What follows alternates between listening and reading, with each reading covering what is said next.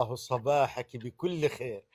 أهلًا. حقيقة نحن نسعد أن نجد حرفا هكذا آه، يشعر المتلقي بالجمال، بجمال هذه اللغة العظيمة التي تحدى الله سبحانه وتعالى أهل الفصاحة والبيان منذ 1400 عام إلى اليوم، لم يجدوا لها نظير على الإطلاق. حقيقة أنا لو سمحت لي هناك نقطتان نعم، أرد على الدكتورة قزوان. نعم، النقطة الأولى نحوية.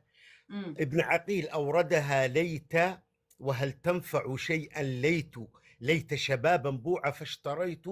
أوردها كلغة أخرى في ليت، وإلا معلوم أن لإن أن ليت لكن لعل كأن عكس ما كان من عمل، كأن زيدا عالم بأني ذو علم ولكن ابنه ذو ضغن.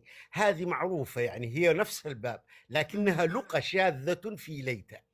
إمم، النقطة الثانية أورد قاهرة الرشيد، وهذا إمم، خطأ تاريخي، لأن الرشيد توفي في القرن الثاني الهجري، بينما القاهرة لم تبنى إلا في القرن الرابع الهجري سنة 345 على يد جوهر الصقلي.